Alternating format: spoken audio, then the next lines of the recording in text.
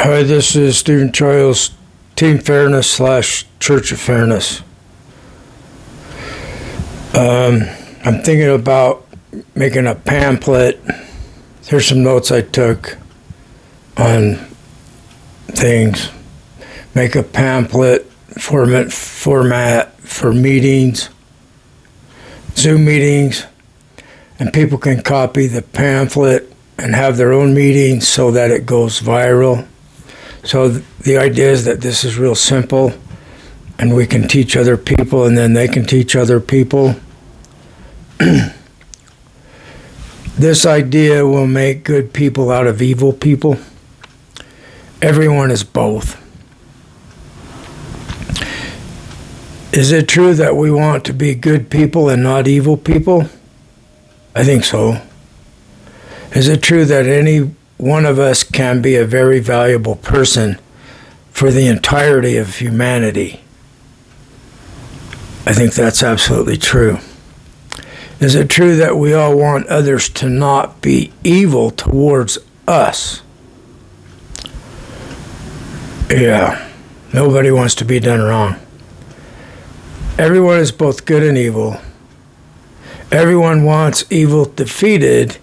Even evil people do when they see what it does to them. So, I'm listening to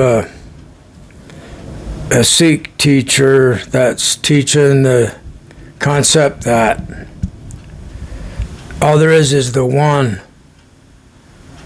Call it God or oneness. And so, we're not really here. It's the one. It's the one that's everything, that's doing everything. So there's not really an I am. So the idea that he's teaching, and I agree, is that we need to completely surrender our idea that we're an individual. So we completely give ourselves to the one that's everything. Because it's already us. We're just not thinking straight.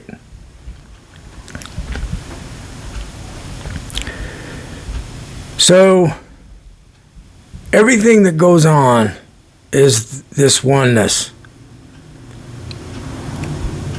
The one that is everything. So all the people that are doing evil in the world, that are doing others wrong, in other words, it's the one doing that. They don't really exist. And the people that are being harmed by them don't really exist.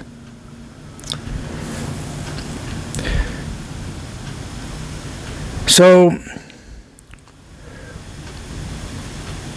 with this concept, this understanding, you're not attached to your life, to this life or to the next life. Both this life and whatever is next, there's no I am. It's just the one doing it all. So, we can become very courageous because it's not me going through anything. I'm not attached to what I'm experiencing. It's just the oneness that's doing all of this. So there's been a lot of philosophers, authors, and people in general that have realized that good doesn't win, evil wins. Cruel people have power, and kind people get enslaved by cruel people. Nietzsche called it the slave-master relationship, and he thought that evil would always win. And Schopenhauer, very similar thinking with Schopenhauer.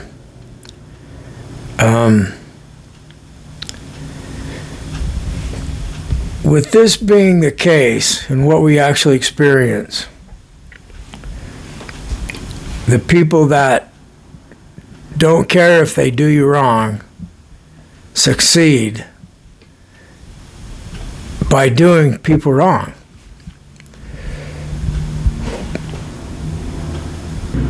So here we are talking about it, and there's a lot of people being done wrong right now since Donald Trump became president. And I listen to all these situations, and they're all talking, complaining, this isn't right, that's not right. And at the root of it, they're just simply saying in 1,000 different ways, somebody's doing someone else wrong, and that's not right. That's what they're saying. That's all they're saying. So Donald Trump, he's saying what the government's been doing has been harming people, and that's not right. So Donald Trump is saying the same thing. Now, a lot of people have the mentality winner take all. And it's just the one that's doing that through Trump. So this is just God's will. Everything that happens, you can call it God's will. The one that is actually me may have had consciousness in the first place, or maybe consciousness emerged from no consciousness. I like the second explanation, because if God had consciousness and was conscious of people being harmed, why would he have created things like this? But if God didn't have any knowledge of what was going on until beings evolved brains through biological evolution, then you can't blame the primary fundamental God for doing anything, because it had no mind involved in it at first. So things develop, things grow.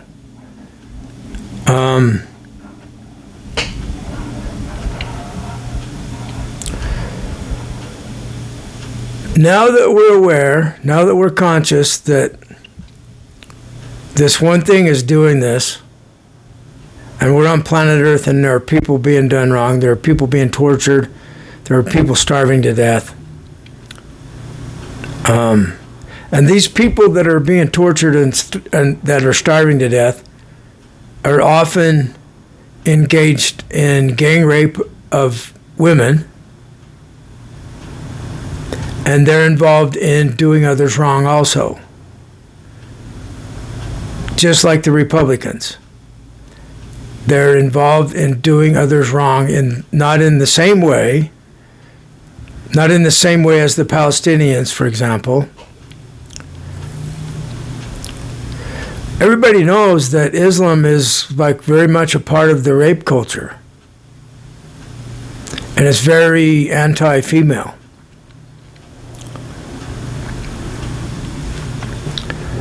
This has been the pattern of all human thought from the beginning. The man has taken dominance over the woman. Adam and Eve is an example.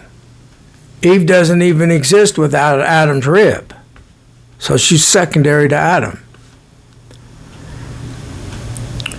Now, so you have a group of people, roughly 50%, more than 50% of the humans on the planet are being treated very unfairly by men thinking that they're superior to the women.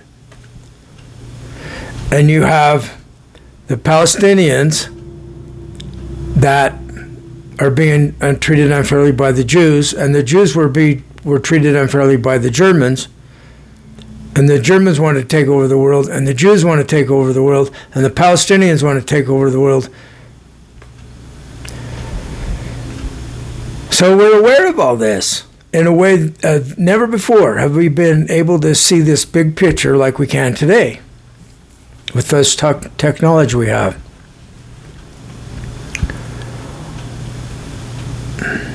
We didn't even know what was going on the other side of the world until recently. By recent, I mean since we had the telegraph, and then the next step in communication, where it ends up with the internet and global satellites. So just because evil wins, that's the reason that good wins. Because the power of good wakes up and realizes we need to unite. We'll have to agree to not do anyone wrong, including the women, including all the separate tribes. None of the people can be done wrong, because we all have this common problem of people doing us wrong. I have the same problem of people doing me wrong. So this is the impetus, this is the reason that the one thing that is what everything is, that's why I happened on the planet, that's why I'm talking to you, and that's why you're listening to me, explaining this, and inviting you to join Team Fairness, Church of Fairness,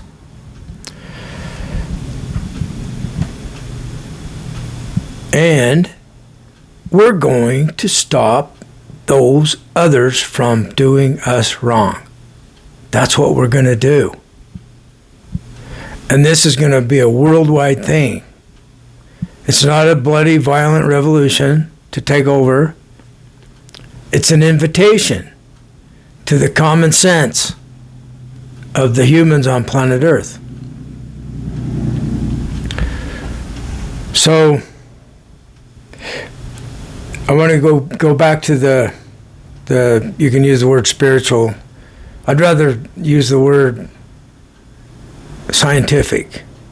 The scientific understanding that the one thing is what we actually are, and our brain mocks up this reality of our independence, our individuality. So we get this gift of being an individual on planet Earth, because the brain, the consciousness creates it. And this consciousness is ubiquitous. It's non-local, because this is scientific understanding. It's also spiritual understanding. It's the same understanding. So like the Upanishads says, thou art that. It's talking about you are that one, the oneness, the God of everything. That's what you are. See, there's no you. There's just the one God. So people have this misunderstanding that there's me and there's God somewhere else. Well, which one's bigger? Me or God? It's God. So if there's no me, there's just God. It's not there's no God, there's just me. It's the other way around. So when you give yourself completely to this one thing that is all things, and there are beings here that we can't even see that care about us, and they're here to help us on this journey. So it's like an amazing experience to give yourself completely to the truth of what I'm talking about, where science and religion are in agreement. Science doesn't know everything, and religion doesn't know everything.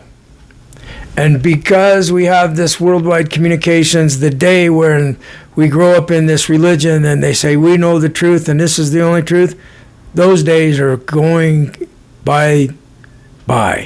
They're almost over. So the World Fairness Agreement has the idea that all the religions agree to not do others wrong. So if I believe that Church of Fairness is the only thing that has any truth to it, everything else is false and evil, and everybody that's not in Church of Fairness should be condemned to hell, that's ridiculous. That's the religions that we grew up with because of tribal warfare. They had to have unity to defeat the other religion that was in the process of taking over their land, their resources, their women. So it becomes very obvious what we need to do. And that's why I sat down one afternoon and wrote the World Fairness Agreement. I thought, what do we need to do? That's where it came from. I just wrote it down. So this is a very spiritual, scientific, higher consciousness. It's amazing when you connect to these higher beings. The Guru. It's called the Guru in the Hindu and in the Sikh religion. And it's in the Sufis, it's called merging with Allah, knowing that you don't exist, there's just Allah. The same realization happens there with the Sufis. So it's like realizing the truth of what we are. It's not us, it's God that is. We realize that it's just God that is. And we're totally safe. It's like permanent. It's the eternal. We're the temporary. But the temporary is a delusion. The eternal is the real. Thanks for listening.